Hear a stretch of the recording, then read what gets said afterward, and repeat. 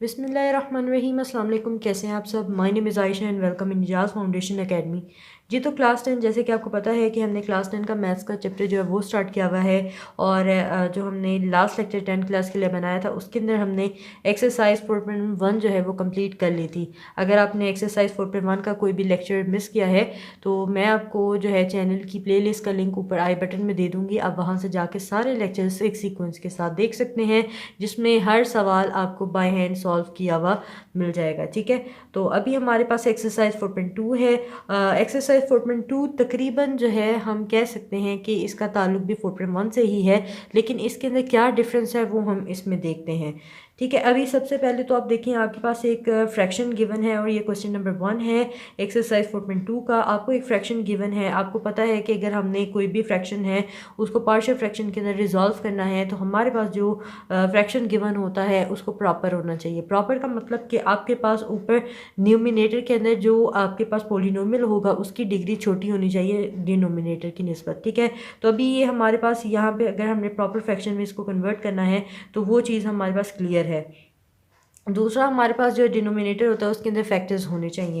अब यहाँ पे जो इस एक्सरसाइज के अंदर जो हमारे पास जो फ्रैक्शन गिवन है इसके डिनोमिनेटर में अगर आप देखें तो वो हमारे पास लीनियर, एक हमारे पास लीनियर फैक्टर है और दूसरा हमारे पास जो है वो फैक्टर के ऊपर स्क्वायर आ रहा है। ठीक है, अब यहाँ पे अगर ये वाला टाइप आपको किसी भी क्वेश्चन में मिले जिसके अंदर आपके पास एक लीनियर हो और एक आपके पास रिपीटेड फैक्टर हो, मतलब रिपीट का मतलब कि ये हमारे पास जो फैक्टर गिवन है x-1 ये आपके पास कितनी दफ़ा आ रहा है? 2 दफ़ा आ रहा है। ठीक है, तो आपने समझ जाना है कि ये कौन सी एक्सरसाइज से आया है? 4.2 से आया है। तो अभी इसको हमने कैसे सॉल्व करना है इसका स्टार्ट जो है वो मैं आपको करना सिखाऊंगी। ठीक है, उसके आगे से जो है वो इंशाल्लाह आपको खुद ब खुद समझ आ जाएगी। ठीक है, तो अभी हम इसको रीराइट करते हैं तो याद आएगा आपके पास x² - 3x + 1 divided by x-1 और इसका स्क्वायर x-2। ठीक है, अभी हमने इसको क्या करना है कि आपने इसको लिखना है कैसे, इसको हमने पार्शियल फ्रैक्शन इसकी कैसे करनी है। हम लिखेंगे x² - 3x + 1, ठीक है, डिवाइडेड बाय x-1 और इसका स्क्वायर। ठीक है, और यहाँ पे आ जाएगा x-2।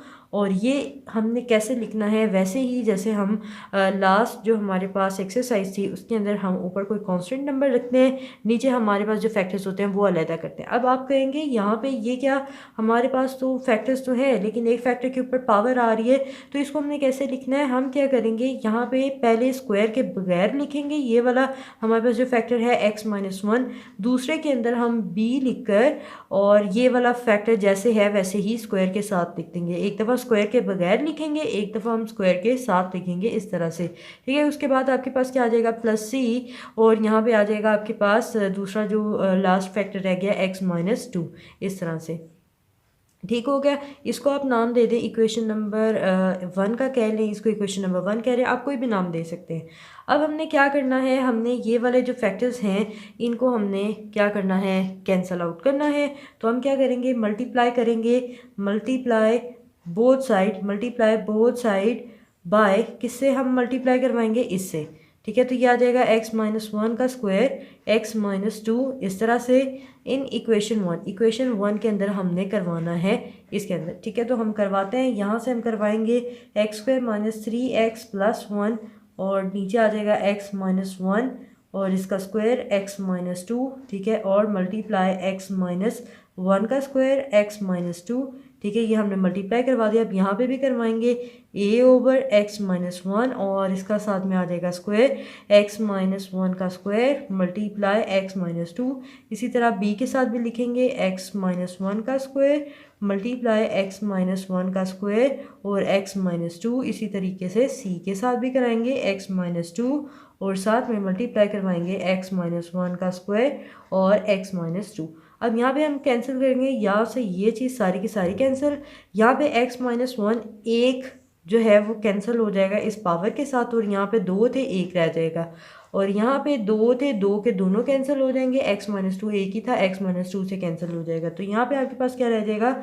x² - 3x + 1 = a/x-1 और x-2, यहाँ पे b के साथ रह जाएगा आपके पास x-2 और c के साथ आपके पास रह जाएगा x-1 का होल स्क्वायर। तो इसको आपने नाम दे देना है जी इक्वेशन नंबर 2 का। ठीक है, अब हमारे पास जो हैं फैक्टर्स गिवन हैं दो, जो स्क्वायर के बगैर हमारे पास जो फैक्टर है वो है x-1 और एक है x-2। एक दफ़ा आपने x-1 को इक्वल टू 0 रखना है, एक दफ़ा आपने x-2 को 0 रखना है। अब यहाँ से मैं इसको जो है आगे से खुद से सॉल्व करके तो मैं आपको दिखाती हूँ और आपने इसको लास्ट तक देखना है। और यहाँ से आप ये चीज़ आप नोट कर लें क्योंकि मैं इसको अब थोड़ा सा क्लोज करके लिखने लगी। ठीक है, तो आप इसको वीडियो को पॉज करके इसको नोट करके लिख सकते हैं। जी, तो क्लास यहाँ तक हमने सॉल्व कर लिया है, जिसमें हमने इक्वेशन नंबर 1 और इक्वेशन नंबर 2 जो है वो बनाना जो है वो सीख ली थी। ठीक है, अब हमने यहाँ पे क्या किया है कि हमने b की वैल्यू फाइंड आउट की है और c की वैल्यू फाइंड आउट की है। किस तरह से किया है, क्योंकि हमारे पास जो है वो फैक्टर्स थे दो, एक था हमारे पास x-1 और एक था हमारे पास x-2। इन दोनों को हमने एक एक करके जो है वो 0 के इक्वल लेट किया। ठीक है, और यहाँ से हमने क्या किया कि x की वैल्यू निकाली। पहले हमने फैक्टर जो है लिया वो है हमारे पास x-1 जिसको हमने 0 के इक्वल लेट किया। ठीक है, और उसके बाद यहाँ से हमने x की वैल्यू निकाली जो कि आई हमारे पास 1। अब ये जो हमारे पास 1 है इसको हमने इक्वेशन नंबर 2 के अंदर एक एक करके पुट किया, जहाँ जहाँ पे x था वहाँ पे। अब यहाँ पे मज़े की बात यह है कि देखें हमने x की वैल्यू 1 कहाँ से निकाली है, कौन से वाले फैक्टर से निकाली है, x-1 से निकाली है। तो इसका मतलब है कि जहाँ पे x-1 होगा यानी कि वही फैक्टर होगा जिसमें से हमने x की वैल्यू 1 निकाली है, तो अगर हम वहाँ पर पुट करेंगे तो वो डेफिनेटली हमारे पास जो है वो 0 होगा। क्यों 0 होगा देखें, अब यहाँ पर हमारे पास जो इक्वेशन नंबर 2 थी इसके अंदर हमने 1 जो है वो पुट किया, तो देखें यहाँ पे 1 पुट किया, 3 के बाद जो है x है उसके अंदर भी 1 पुट किया, ये भी 1 पुट किया, ये a भी ऐसे। और यहाँ पे देखें x-1 इसके अंदर से ही हमने x की वैल्यू 1 निकाली थी, तो देखिए 1 - 1 क्या हो जाएगा, 0 हो जाएगा, और 0 इस पूरे के साथ मल्टीप्लाई होगा तो क्या हो जाएगा, 0 हो जाएगा। तो इसलिए ये पूरी की पूरी टर्म किसके इक्वल आ जाएगी, 0 के। ठीक है, नेक्स्ट टाइम जब हम नेक्स्ट क्वेश्चन करेंगे उसके अंदर मैं आपको जस्ट ऐसे समझा दिया करूँगी, लेकिन आपने याद रखना है कि जिस फैक्टर के अंदर से हम जो वैल्यू निकालते हैं अगर हम उसके अंदर वही वैल्यू पुट कर देते हैं तो वो हमारे पास जो आंसर होता है वो 0 हो जाता है। ठीक है, उसके बाद b के अंदर हमने वैल्यू पुट की जो कि आपके पास है x-1, x के अंदर हमने 1 पुट किया तो 1 - 2 आ गया। ठीक है, प्लस c के अंदर भी 1 - 1 किया, देखें ये भी वही फैक्टर है लेकिन ये स्क्वायर के साथ आ रहा है, लेकिन जो भी हो जब ये 1 - 1 0 हो गया तो ये पूरा का पूरा जो है वो 0 हो जाएगा। ठीक है, तो ये भी हमारे पास 0 हो गया, तो b की वैल्यू आपके पास क्या है, 1 - 1 इक्वल टू -1। ठीक हो गया। अब यहाँ पे हमने इसको सॉल्व किया, तो सॉल्व करने के बाद हमारे पास वैल्यू आई -1। ठीक है, और यहाँ पे भी हमारे पास जो है इसको सॉल्व करने के बाद -1 आई, और b के साथ जो -1 है इसका माइनस और इसका माइनस जो वो कैंसिल हो जाएंगे, मतलब ये प्लस हो जाएंगे। ठीक है, तो माइनस माइनस आपके पास क्या हो जाएंगे, प्लस हो जाएंगे। ठीक है, या फिर हम इसको कह सकते हैं ये कैंसिल हो जाएंगे, तो 1 हमारे पास b की वैल्यू क्या आ जाएगी, 1। ठीक है, इसी तरीके से हमने दूसरा फैक्टर जो था हमारे पास वो था x-2, इसको हमने 0 के इक्वल लेट करके यहाँ से वैल्यू निकाली x की इक्वल टू 2। अब इसका मतलब ये हुआ कि जहाँ पे हमारे पास फैक्टर x-2 होगा उसके अंदर अगर हम दोबारा से 2 पुट करेंगे तो हमारे पास आंसर क्या आएगा, 0 आएगा। तो अब हमने इस x = 2 को इक्वेशन नंबर 2 के अंदर पुट किया, तो आप देख सकते हैं कि जहाँ जहाँ पे x था वहाँ वहाँ पे हमने 2 पुट कर दिया।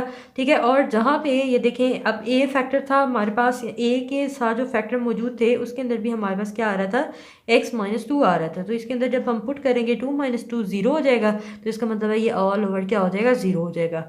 इसके बाद b के अंदर भी हमारे पास जो फैक्टर मौजूद है, b के साथ जो फैक्टर मल्टीप्लाई हो रहा है वो भी है x-2। इसी के अंदर से हमने वैल्यू निकाली है, तो जब हम इसके अंदर 2 पुट करेंगे 2 - 2 आपके पास क्या हो जाएगा, 0। ठीक है, तो ये भी हमारे पास क्या हो गया, 0 हो गया। तो इसको लिखने की ज़रूरत नहीं है, वैसे ही आप इसकी जगह 0 लिख सकते हैं। उसके बाद c के अंदर हमने पुट किया 2 - 1, तो ये हमारे पास आ जाएगा जी 1। तो 1 का स्क्वायर करेंगे 1 आएगा, और 1 सीधा क्या होगा, c होगा। ठीक है, तो c की वैल्यू हमारे पास जब हमने इस साइड पे सॉल्व किया तो यहाँ पे हमारे पास आ गई -1, और c कौन सा क्या आ जाएगा, c। तो इस तरह हमारे पास b और c की वैल्यू निकल आई। अब हमारे पास मसला आता है जी a में। पहले हमारे पास 3 फैक्टर्स होते थे, तो हम इसको इजीली जो है वो इक्वल टू 0 रख के तो हम लोग क्या करते थे, x की वैल्यू निकाल लेते थे, और उसके ऊपर जो हमारे पास कोफिशिएंट्स हमारे पास होते थे उनके अंदर वैल्यू पुट करके निकाल लेते थे a b c की वैल्यू। लेकिन अब यहाँ पे कुछ डिफरेंस ये है कि यहाँ पे आपके पास लिखा हुआ है ना कि a की वैल्यू अगर आपने निकालनी है उसके लिए हम क्या करेंगे कि यहाँ पे जो आपके पास इक्वेशन नंबर 2 है इसके अंदर जो हमारे पास वैल्यूज़ गिवन है इसमें आपने देखना है हाईएस्ट डिग्री जो है x की कौन सी है। ठीक है। अब यहाँ पे अगर आप देखें तो हाईएस्ट डिग्री यहाँ पे क्या आएगी, एक्स स्क्वायर की आएगी। क्यों, देखिए ए के अंदर भी एक्स की स्क्वायर आएगा। क्यों आएगा, जब आप इनके फैक्टर्स को आपस में मल्टीप्लाई करेंगे तो एक्स एक्स एक्स स्क्वायर आ जाएगा। तो हाईएस्ट डिग्री हमारे पास कौन सी, एक्स स्क्वायर है। तो इनके हमने जो कोफिशिएंट्स होंगे वो हमने कंपेयर करने हैं। हम यहाँ पे लिखेंगे जी फॉर द वैल्यू ऑफ ए की वैल्यू के लिए हम क्या करेंगे, कंपेयर करेंगे कोफिशिएंट्स ऑफ, कोफिशिएंट किसके कंपेयर करेंगे, एक्स स्क्वायर के। ठीक है, हम एक्स स्क्वायर के कोफिशिएंट करेंगे। अगर यहाँ पे हाईएस्ट पावर हमारे पास 3 होती है एक्स की, तो हम सारे जो है कोफिशिएंट किसके कंपेयर करते हैं, एक्स की पावर 3 के। ठीक है, तो अभी हम लोग कंपेयर करेंगे एक्स स्क्वायर के कोफिशिएंट। तो यहाँ पे एक्स स्क्वायर का जो कोफिशिएंट है यहाँ पे कुछ नहीं है, तो इसका मतलब है 1 है। तो इक्वल के इस साइड में हमारे पास क्या आ जाएगा, 1 इक्वल टू, और किसके साथ एक्स स्क्वायर आएगा, ए के साथ आएगा। आप कहेंगे वो कैसे आ रहा है, तो वो इस तरह से आ रहा है कि देखें एक्स एक्स आपके पास क्या हो जाएगा, एक्स स्क्वायर आ जाएगा। ठीक है, तो इस तरह हमारे पास ए के साथ भी क्या आएगा, एक्स स्क्वायर आएगा। आप इसको मल्टीप्लाई भी कर सकते हैं, लेकिन मैं डायरेक्ट कर रही हूँ, कोई इशू नहीं आएगा। उसके बाद सी के साथ भी, बी के साथ नहीं आएगा, क्योंकि बी एक्स बी एक्स आएगा और B two the two B हो जाएगा। यहाँ पे हमारे पास सी के साथ भी जो है वो एक्स स्क्वायर आएगा। वो इस तरह से आएगा, देखें जो आपके पास सी के साथ जो फैक्टर गिवन है वो है पावर में, यानी कि इसके ऊपर होल स्क्वायर आ रहा है। तो यहाँ पे ए माइनस बी का जो होल स्क्वायर का फॉर्मूला होता है वो ओपन होगा। तो जब हम a square plus b square minus 2ab करेंगे तो यहाँ पे एक्स स्क्वायर तो आएगा ही आएगा। ठीक है, तो सी को जब हम इसके साथ मल्टीप्लाई करेंगे तो वो हो जाएगा सी एक्स स्क्वायर। तो एक्स स्क्वायर का कोफिशिएंट कौन हुआ, सी हुआ। यहाँ पे एक्स स्क्वायर का कोफिशिएंट कौन हुआ, ए हुआ, और यहाँ पे कौन सा हुआ, सी हुआ, और इसके साथ कौन सा साइन है, प्लस का, तो यहाँ पे प्लस सी आ जाएगा। ठीक हो गया। अब हमने निकालनी है ए की वैल्यू। आपको पता है आपके पास सी की वैल्यू है, वो है ये वाली। ठीक है, तो आपने क्या करना है, इस सी को उठा के इस साइड पे ले आना है। ये प्लस का है, इस साइड पे आएगा माइनस का हो जाएगा, और इक्वल टू यहाँ पे हो जाएगा ए। ठीक है, अब यहाँ पे हम वैल्यू पुट करते हैं सी की। तो 1 माइनस सी की वैल्यू क्या है, -1, तो -1 लिख देंगे, इक्वल टू ए लिख देंगे इस तरह से। और माइनस माइनस क्या होते हैं, प्लस होते हैं, +1 आ जाएगा equal to a. 1 + 1 2 is equals to a. अब देखें हमारे पास ए की वैल्यू निकल आई, हमारे पास बी की निकल आई, हमारे पास सी की निकल आई। अब हमने ए बी सी की वैल्यू किस में पुट करनी है, इक्वेशन नंबर 1 के अंदर। किस, ये क्या थी हमारे पास, ये हमारे पास जिसकी हम पार्शियल फ्रैक्शन कर रहे थे, ये हमारे पास फ्रैक्शन गिवन था, ये हमने इसकी पार्शियल फ्रैक्शन की, और इसके ऊपर जो हमारे पास कांस्टेंट नंबर थे हमने उनकी वैल्यू जो हैं वो पुट करनी है। अब यहाँ पे हम लिखते हैं जी हैंस, यानी कि हमारे पास क्या है कि हमारे पास गिवन है x square minus 3x plus 1 divided by x minus 1 का होल स्क्वायर, और साथ में आ जाएगा एक्स माइनस 2। ठीक है, इक्वल टू ए की वैल्यू आपके पास क्या है, 2 2 के नीचे कौन से फैक्टर है, एक्स माइनस 1। ठीक है, उसके बाद b की वैल्यू आपके पास क्या आई है, 1। तो b की जगह हम क्या लिखेंगे, 1, और नीचे वाला जो फैक्टर है वो एज इट इज़ आ जाएगा इस तरह से। ठीक है, c की वैल्यू क्या है, -1 है, तो माइनस प्लस क्या हो जाएंगे, माइनस हो जाएंगे। ठीक है, c की वैल्यू आ जाएगी 1, और नीचे आपके पास जो फैक्टर है वो x माइनस 2 इस तरह से ही आ जाएगा। और ये आपके पास आंसर आ गया किसका, क्वेश्चन नंबर 1 का, जो कि एक्सरसाइज का है 4.2 का। जी तो क्लास एक्सरसाइज 4.2 का क्वेश्चन नंबर 2 है हमारे पास। ठीक है, इसको भी हमने वैसे ही सॉल्व किया है जैसे हमने क्वेश्चन नंबर 1 को सॉल्व किया है। ठीक है, सबसे पहले आपने क्या किया कि इसको जो है बाय पार्ट्स जो है वो करके लिख लिया है। ठीक है, जैसे इसकी पार्शियल फ्रैक्शन करके लिख ली। ठीक है, ऊपर हमारे पास ए बी सी की वैल्यू हमने फाइंड आउट करनी थी, और हमारे पास जो नीचे डिनोमिनेटर में हमारे पास जो फैक्टर्स गिवन थे, एक फैक्टर के ऊपर हमारे पास स्क्वायर आ रहा था, और एक हमारे पास था x+3 जो कि एक लीनियर जो है वो फैक्टर था। ठीक है, अभी हमने क्या किया कि एक दफ़ा हमने स्क्वायर के बगैर लिखना है, और एक दफ़ा हमने जो हमारे पास स्क्वायर वाला होगा उसको वैसे ही लिखना है। एक दफ़ा स्क्वायर के बगैर लिखेंगे, एक दफ़ा हम स्क्वायर के साथ लिखेंगे। उसके बाद ये सी के नीचे दूसरा वाला फैक्टर आ गया इस तरह से, और इसको हमने नाम दे दिया इक्वेशन नंबर 1 का।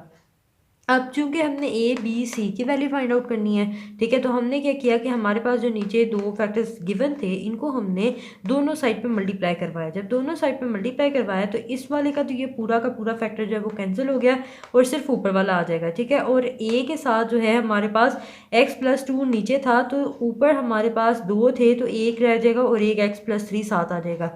बी वाले के साथ क्या होगा कि हमारे पास x+2 वाला होल स्क्वायर वाला पूरा कट जाएगा और सिर्फ x+3 रह जाएगा। जाएगा। सी के लिए हमारे पास क्या होगा, x+3 जो है वो कट जाएगा और x+2 का होल स्क्वायर हमारे पास ऐसे ही आ जाएगा और इसको हम नाम दे देंगे इक्वेशन नंबर 2 का। ठीक है, अब यहाँ पे हमारे पास जो सिंपल दो फैक्टर गिवन हैं वो हैं x+2 और एक है x+3। अब आपने क्या करना है, एक दफ़ा x+2 को और एक दफ़ा x+3 को 0 के इक्वल लेट करना है और यहाँ से x की वैल्यू निकालनी है। सबसे पहले हमने क्या किया कि x+2 वाला जो है वो फैक्टर उठाया और उसको 0 के इक्वल रख दिया। ठीक है, और यहाँ से हमने क्या किया, x की वैल्यू निकाली जो कि आई आपके पास -2। ठीक है, अब आपने क्या किया, ये जो -2 था इसको आपने इक्वेशन नंबर 2 के अंदर पुट किया और याद रहे कि मैंने आपको कहा कि जिस फैक्टर के अंदर से हम जो वैल्यू निकालते हैं अगर हम उसके अंदर पुट करते हैं तो हमारे पास आंसर क्या आता है, 0 आता है। ठीक है, तो हमारे पास यहाँ पे हमारे पास जो x की वैल्यू थी हमने उसको पुट किया तो यहाँ पे हमारे पास 1 आया और यहाँ पे अगर देखें x+2 वाला फैक्टर मौजूद था, अगर हम इसके अंदर पुट करते तो हमारे पास आंसर जो है वो 0 आता, क्योंकि -2 + 2 0 हो जाते और ये सारा का सारा जो है वो 0 हो जाना था, इसलिए हमने इसको डायरेक्ट मल्टीप्लाई करके यहाँ पे 0 लिख दिया। अब b के साथ हमारे पास x+3 था, मतलब इसके अंदर हम जो -2 जो x की वैल्यू आई थी वो पुट कर सकते हैं और हमने जब इसको पुट किया तो हमारे पास जो वैल्यू आई वो थी 1। ठीक है, और c के अंदर हमने इसलिए पुट नहीं किया, देखें -2 + 2 कितने होते हैं जी, 0 होते हैं। 0 का स्क्वायर 0 होगा, 0 को मल्टीप्लाई c के साथ करेंगे तो वो भी क्या हो जाएगा, 0। तो इसका मतलब है ये भी 0 हो जाएगा और ये यहाँ पे जो c वाली टर्म है वो भी हमारे पास 0 हो जाएगी। तो हमारे पास जो b की वैल्यू बची वो हमारे पास बची 1। ठीक है, तो हमारे पास b की वैल्यू क्या आ गई, 1। इसी तरीके से हमने c की वैल्यू निकाली -3 पुट करके, हमने क्या किया कि x+3 को इक्वल टू 0 रखा और यहाँ से x की वैल्यू निकाली जो कि थी -3। ठीक है, इसको हमने पुट किया और जहाँ पे x+3 वाला फैक्टर था वहाँ पे हमने डायरेक्ट 0 इसलिए लिख दिया, उस वैल्यू a के साथ या b के साथ 0 इसलिए लिख दिया क्योंकि देखें यहाँ पे भी x+3 वाला फैक्टर मौजूद है। जब हम इसके अंदर -3 पुट करेंगे तो -3 + 3 0 हो जाएगा और 0 multiply this value equal to 0। इसी तरीके से -3 + 3 0, तो 0 मल्टीप्लाई b, तो b भी क्या हो जाएगा, 0। तो ये भी 0 और ये वाली जो टर्म है ये भी 0 हो जाएगी। ठीक है, और यहाँ पे हमारे पास जो c के अंदर वैल्यू थी वो थी x+2 वाला फैक्टर था, इसका मतलब है यहाँ पे हम -3 पुट कर सकते थे। तो -3 + 2 हमारे पास इक्वल आया -1 के, लेकिन इसके ऊपर स्क्वायर था तो हमारे पास यहाँ पे याद रहे कि अगर हमारे पास -1 है, अगर कोई माइनस वाली वैल्यू है ऊपर पावर इवन है तो हमारे पास जो वो वैल्यू होती है वो पॉजिटिव में कन्वर्ट हो जाती है। वो कैसे, देखें -1 2 दफ़ा, अगर हम इसका मतलब है -1 2 दफ़ा आ रहा है तो माइनस माइनस कट जाते हैं और इक्वल टू 1 आ जाते हैं। इस तरीके से हमारे पास c की वैल्यू क्या आ जाती थी, 1। c1 आपके पास c और c की वैल्यू हमारे पास इसको सॉल्व करने के बाद -1 आ गई। ठीक है, अब हमारे पास जो है a की वैल्यू नहीं थी, जैसे लास्ट क्वेश्चन में हमने किया कि हमने क्या किया कि हमारे पास जो हाईएस्ट पावर थी इक्वेशन नंबर 2 के अंदर x की, उसके कोफिशिएंट्स को हमने कंपेयर किया। तो हमारे पास यहाँ पे हाईएस्ट पावर जो x की थी वो थी x²। तो यहाँ पे x का कोफिशिएंट, हमारे x² का कोफिशिएंट क्या था, 1। ठीक है, इक्वल के इस साइड पे देखें तो a के साथ x² आना था, क्योंकि जब हम इन दोनों फैक्टर्स को मल्टीप्लाई करते हैं तो x आपके पास x² होगा और a जब x² के साथ मल्टीप्लाई होगा तो x² का जो कोफिशिएंट होगा वो क्या हो जाएगा, a। तो हमने a लिख दिया। ठीक है, b के साथ नहीं आएगा, c के साथ, b के साथ इसलिए नहीं आएगा क्योंकि bx का क्या होगा, bx होगा, तो इसका हमारे पास जो है हमें इसका फैक्टर नहीं चाहिए। तो c के साथ आएगा x² आएगा, क्योंकि यहाँ पे a + b का होल स्क्वायर का फॉर्मूला जो है वो ओपन होगा। तो यहाँ पे जब हम c को x² के साथ मल्टीप्लाई करवाएंगे तो जो x² का जो कोफिशिएंट होगा वो c होगा और c को हम यहाँ पे लिख सकते हैं। ठीक है, अब यहाँ पे हमारे पास c की वैल्यू थी, हमने क्या किया, a की निकालनी थी तो +c है, इस इक्वल के साइड पे ले आएंगे तो ये -c हो जाएगा और ये इक्वल टू a हो जाएगा। तो c की वैल्यू पुट की, -1 माइनस माइनस प्लस हो गए तो 1 + 1 2 हो गए और हमारे पास जो a की वैल्यू आ गई वो 2 आ गई। तो जिसकी हम पार्शियल फ्रैक्शन कर रहे थे वो हमने यहाँ पे लिखा और यहाँ पे वैल्यूज़ a की 2 पुट की, b की 1 पुट की और c की -1 पुट करके माइनस प्लस, हमने यहाँ पे प्लस था तो हमने माइनस प्लस करके इसको -1 कर दिया और हमारे पास जो ये थी रिक्वायर्ड पार्शियल फ्रैक्शन थी जो हमने कर ली। आई होप सो कि आपको बहुत अच्छे से समझ आया होगा। वीडियो अच्छी लगी है तो वीडियो को लाइक करें और अपने फ्रेंड्स के साथ भी शेयर करें ताकि वो भी हमारे इस इल्म से फ़ायदा उठा सकें जो हम बांट रहे हैं। So keep learning, keep sharing, see you in next lecture, take care and अल्लाह हाफ़िज़।